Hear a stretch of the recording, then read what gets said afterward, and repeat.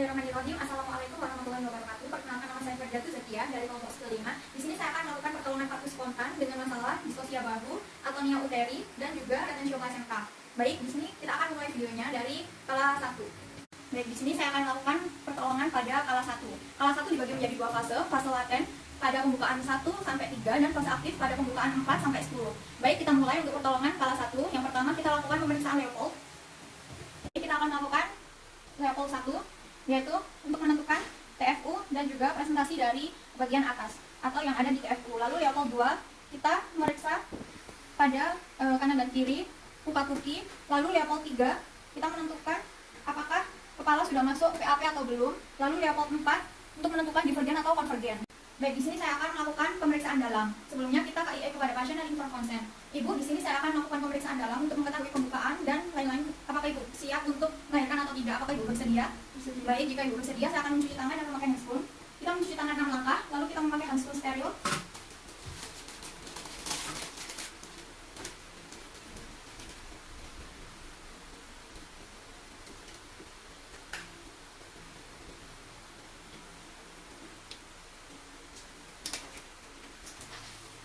Kita sudah melakukan handscoon steril, baik. Posisi litotomi, lalu kita melakukan pemeriksaan dalam. Kita evaluasi pembukaan, penipisan, penurunan, dan presentasi, dan juga denominator, lalu ketubannya sudah pecah atau belum, lalu ukuran panggul dalam. Setelah itu, jika ketuban belum pecah, kita lakukan amniotomi. Jika sudah pemeriksaan dalam, handscoonnya kita lepas dan kita masukkan ke larutan klorin. Lalu kita lakukan, jika pembukaan sudah lengkap, kita lakukan manajemen kala 2. Kala 2 ditandai dengan yang pertama yaitu ada bloody show, lalu perineum yang menonjol, dan juga pembukaan pada sphincter ani. Setelah dievaluasi, kala 2 sudah, tanda-tanda kala 2 sudah muncul, lalu kita lakukan pimpinan persalinan. Kita KIE kepada pasien. Ibu, di sini Ibu sudah merasakan kenceng-kenceng juga? Iya. Oh iya. Baik, saya akan melakukan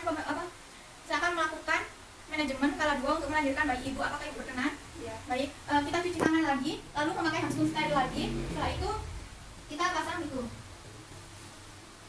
Kita minta tolong asisten untuk memasang underpad. Mbak, minta tolong dipasang underpad. Ibu, bokongnya sedikit diangkat. Sudah? Baik, jika asisten sudah memasang underpad, lalu kita minta tolong asisten untuk memberikan handuk di perut Ibu.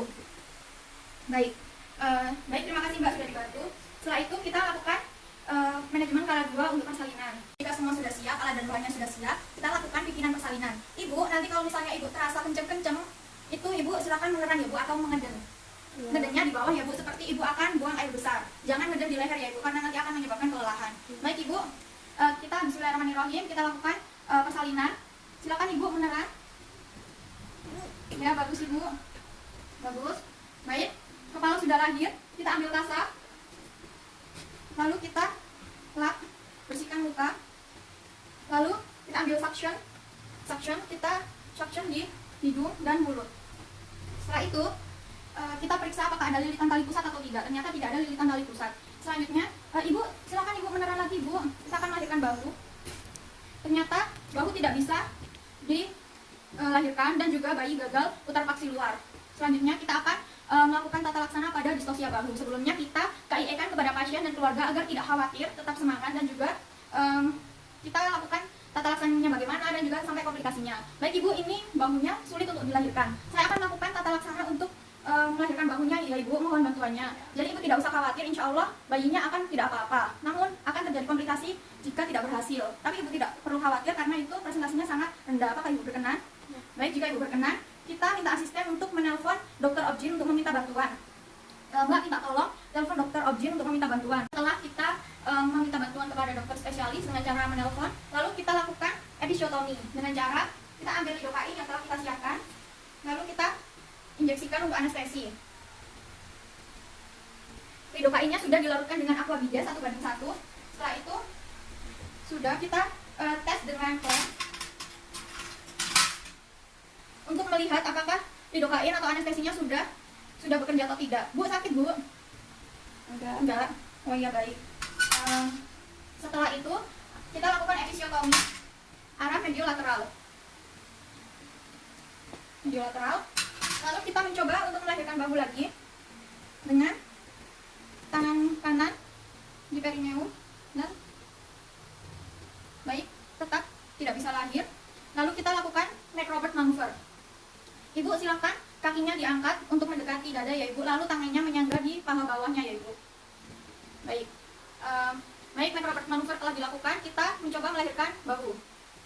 Baik, tetap tidak bisa lahir, kita lakukan Masanti maneuver dengan posisi tetap macrobirth maneuver dan meminta bantuan asisten untuk menekan di bagian suprasimfisis agar bau bayi terdorong. Baik Mbak, tolong dilakukan Masanti maneuver. Dan bau bayi masih tetap tidak bisa dilahirkan. Lalu selanjutnya kita melakukan manuver Rubin dengan cara Masanti tetap dilakukan dan kita telusuri tangan kita ke bahu anterior bayi. Lalu kita tekan ke dalam. Setelah itu kita lahirkan. Ternyata tetap tidak bisa. Lalu kita lakukan manuver woodcock screw. Woodcock screw kita tangan kanan menelusuri bahu anterior dan tangan kiri menelusuri bahu posterior. Lalu kita putar 180 derajat dan tetap tidak bisa dilahirkan. Setelah itu kita lakukan manuver squat diction. Squat diction kita melahirkan bahu posterior, tangan kita menelusuri bahu posterior. Lalu kita tarik lengan bayi atau tangan bayi sampai ke pusat wajah, lalu kita lahirkan tangan bayi. Setelah itu kita lahirkan bahu anterior. Di sini bisa dilahirkan karena acromiumnya sudah, diameternya sudah luas. Silakan Ibu, tentunya bisa dikembalikan, ini bayinya sudah lahir. Kita letakkan di perut ibu, lalu kita nilai agar skor. Setelah itu kita keringkan bayi dan kita lakukan pemotongan tali pusat. Kita klem dan juga kita klem juga di sini.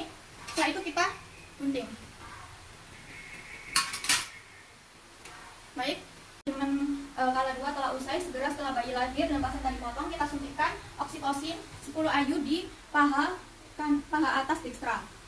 Setelah itu sudah disuntikkan, lalu kita lakukan manajemen kala 3 untuk melahirkan plasenta. Tadi klemnya kita dekatkan 5-10 cm dari vulva. Baik, kita tes apakah plasentanya itu sudah lepas dari perlekatannya atau belum. Dengan cara di uterus kita dorong ke dorsokranial. Jika tali pusat semakin panjang, maka artinya plasentanya itu sudah lepas dari perlekatan. Jika belum, maka plasenta belum lepas dari perlekatan. Baik, karena ini belum, kita evaluasi sampai 15 menit. Jika 15 menit masih belum itu dan ibu sudah menelan saat dan belum terjadi pelepasan, kita suntik lagi oksitosin 10 IU di paha kanan atas. Setelah itu kita cek lagi. Ibu, jika kencang-kencang meneran ya Ibu? Iya.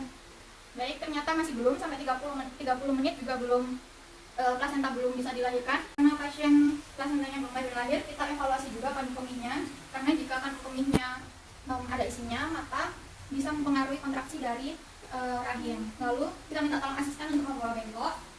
Lalu kita masukkan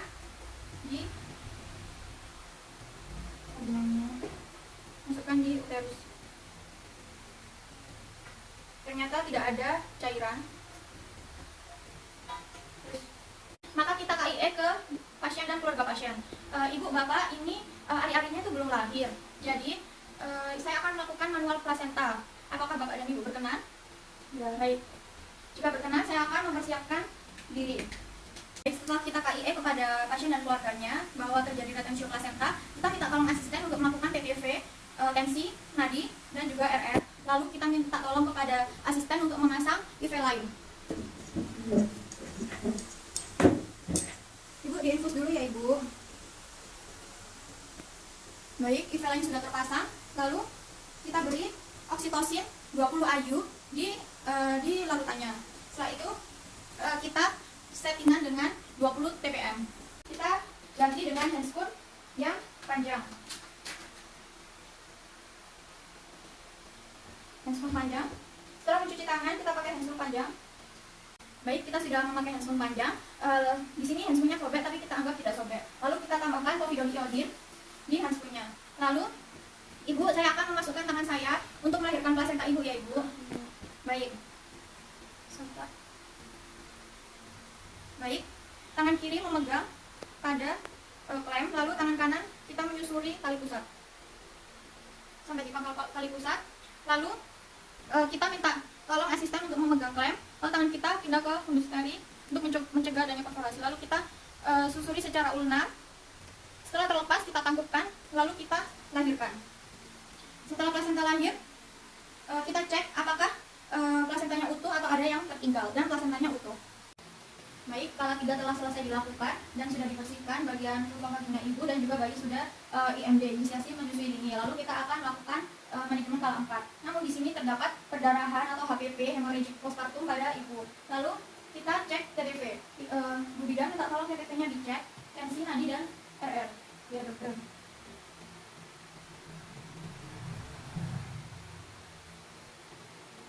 Tensinya 80/50 mm/Hg, nadinya 110 kali per menit, respirasinya 30 kali per menit. Baik, kondisi ini kemungkinan disebabkan karena perdarahan yang lebih dari 500 cc. Lalu kita lakukan cek ABCDE. A, RW. Ibu bisa dengar saya? Baik, RW paten, lalu breathing, RF sudah dicek, lalu CRP, C circulation, kita sudah mengecek tensi. Bu bidan minta tolong dicek CRP-nya. Di ini. Kuku. CRP-nya lebih dari 2 detik. Baik, lalu kita cek BCS-nya, disability. BCS-nya sudah dicek Bu bidan? BCS-nya masih 455. Baik, 455. Baik, karena kondisi ibu yang semakin menurun, Bu bidan minta tolong dipasang double line IV. Ya, betul. Lalu diberikan oksitosin 20 IU. 20 IU, 20 tetes. Sudah, betul. Sudah. Baik, selanjutnya kita evaluasi exposure-nya. Exposure dari tonus. Tonus kita cek pada fundus uterinya. Uterusnya kita cek apakah lembek atau tidak. Ternyata lembek. Bu bidan minta tolong dilakukan masase uteri. Baik. Masih lembek, dokter. Masih lembek. Kemungkinan adanya ataunya uteri. Jadi kita lakukan KBI. KBI kita lakukan kita KIE kepada pasien bahwa kita akan memasukkan tangan kita ke dalam rahim ibu. Baik ibu, saya akan memasukkan tangan ke dalam rahim ibu. Apakah ibu berkenan? Ya, dan kita juga KIE keluarga. Setelah itu kita berikan povidone iodine. Minta tolong Bu bidan. Baik, sudah. Kita melakukan KBI, kita masukkan tangan kita. Lalu pada saat di rahim, kita juga evaluasi tisu.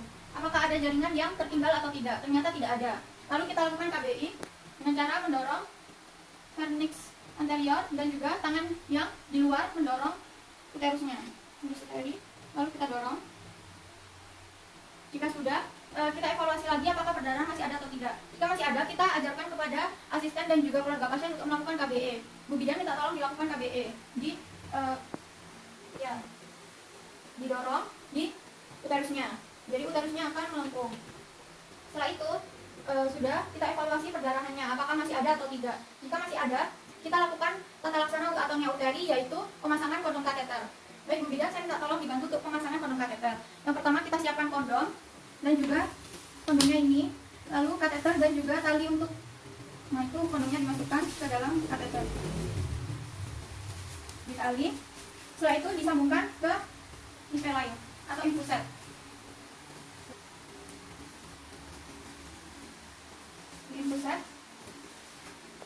Di infuset disambungkan.